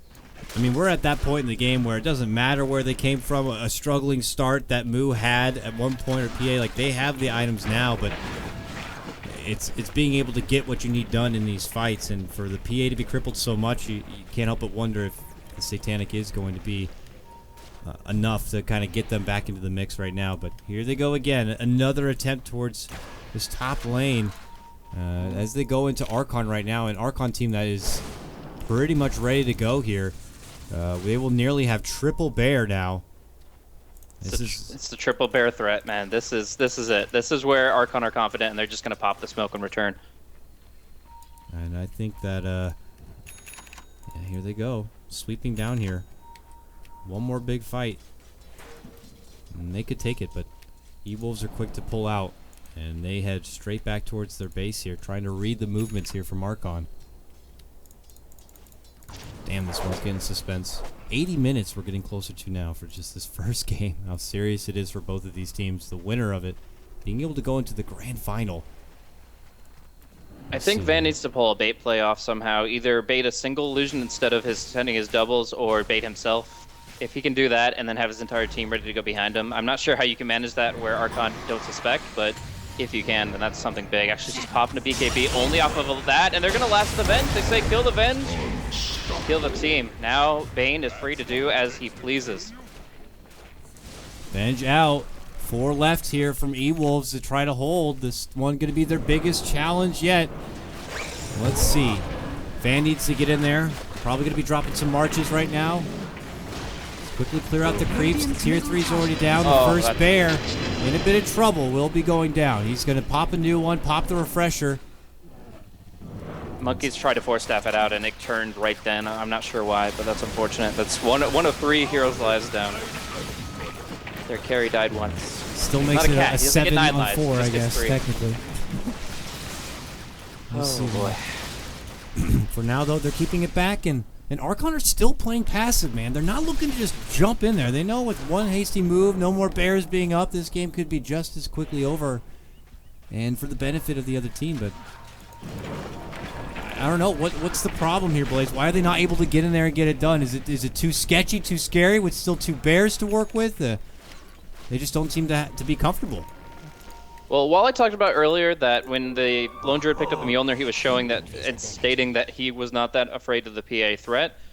Obviously, since then, he's picked up the MKB, and yet still this PA continues to be scary. Like, her critical damage is up to 1360, and while you do have some high armor targets, like the Bear and Battle Cry and such, it's a dicey situation. This PA could get some lucky crits, and you could be seeing just trouble. So they're just going to try to find one more pick to win the game. Oh, they TP Van in right onto Evo here, but Fluff is able to kind of etch his way through. BKB, he's got the full Fiend's Grip here, looking to get the finish onto Evo, but it's not going to be enough, and now Evo's turned back on for him, but he's going to get the Force Out save. Moonlight Shadow going to be popped. Dagon Burst going to be coming through, but it's going to be Van who goes down first, and now he is out for good. 2 minutes, no buyback for him. Evo, it looks like he'll be the next target, and it will be the fall of the Elite Wolves now. Moo, with the godlike streak, finishes the game out with a triple.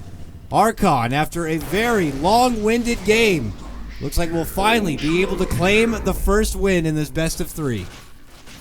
E.Wolves, they put up a hell of a fight. This Van Tinker is something to be feared. They were able to create so much space and create so much opportunity that the PA's early start meant nothing. She was still 6-slotted by the end of it. But 82 minutes elapsed, and Archon are the ones to win it out. It was back and forth buybacks, heavy engagements from both sides, heavy casualties. I mean, the Bloodstone Tinker ended up ditching his Bloodstone after dying 12 times, still ends up with a positive KDA. Archon they had a really good sense of what they had to get done in the map, and luckily the Venge didn't get farmed. If the Venge actually found farm somewhere in this game, it would have been extremely difficult for Archon to do what they did, but because Mystico was lacking, he wasn't able to get an Aghanims and a BKB, Lincoln Sphere, these items would have made things a lot harder, but with just the bare bone Venge with the Aether Lens, they were able to keep pushing at that weak point until E.Wolves crumbled, and that's still commendable effort from them, but 82 minutes elapsed and Archon are up 1-0 in this best of 3. It was a really fun match. Fun match, a long one. We'll have to see if fatigue is going to be a problem for either team, but that's just game number 1 of this best of 3. When we cut to a break, when we return, it's going to be game number 2 of Elite Wolves versus Archon for the semifinal of BTS Americas 3. This is KotLGuy, that's Blaze, and we'll see you soon for more Dota action.